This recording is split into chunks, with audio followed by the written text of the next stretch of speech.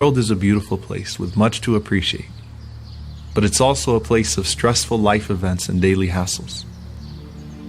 People choose to deal with those hassles in different ways, some that are often misguided. Adopting the right attitude can go a long way in helping you not only conquer that stress, but to convert it into something positive. It's what I tried to convey to Sean when I found him smoking his daily blunt. I tried to tell him that I'd seen others get addicted to this stuff and ruin their lives. But he seemed pretty stubborn about it, and insisted that it was just his daily moment of escape, and that it wasn't affecting his approach to life at all. When I asked him if he feared getting addicted like others, he just walked off and said, "I'm not like others."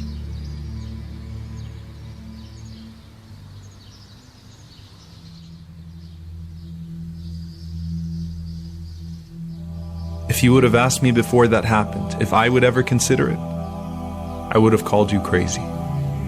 But suddenly my mind went to all sorts of places, convincing me that one time wouldn't hurt, and that no one would find out anyway.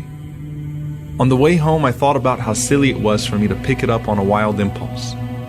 But I felt trapped into it already, since I'd already started the process, and the thoughts of escape and excitement started to race through my head uncontrollably.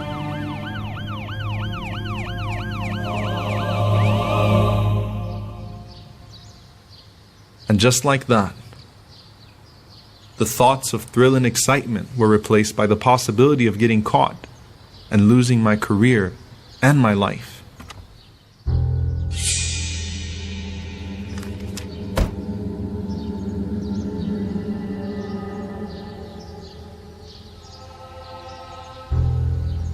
I felt like such a fool and almost had a nervous breakdown. But for some reason, Allah veiled the eyes of that cop that day and guarded my honor even though I had no regard for his.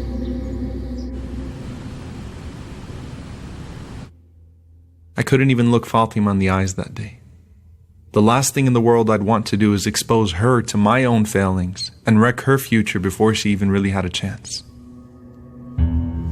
But there she was in her beautiful innocence, tampering with the poison that I shamelessly brought home, showing me that the consequences of my behavior would be lived not just by me, but by those who I claim to love most.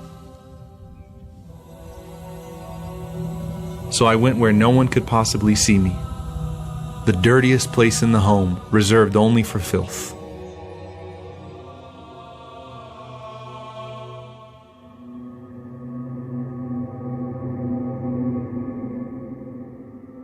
Yet Allah stopped me once again.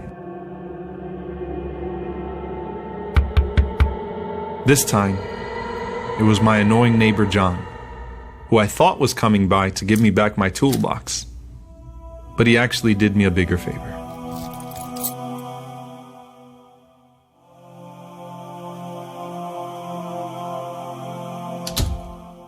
It's amazing how absent-minded I'd become, and how horrible of a job I was doing covering my tracks. It was as if Allah was slowing me down and showing me how quickly things were going to unravel if I went through with this. That just because I'd entertained this thought didn't mean I had to accept it as my reality. That He was watching me the whole time and planning in my favor even as I tried to disobey Him. Who am I becoming? What am I doing? Who am I hurting? What am I running away from? What is my future? When will I wake up? I remembered the companion who was an alcoholic and seemed just like another drunk, but the Prophet, peace be upon him, believed in him and said that he loved Allah and His Messenger, and that love would eventually bring him to his senses. I thought about what you said, and you're right. You're right.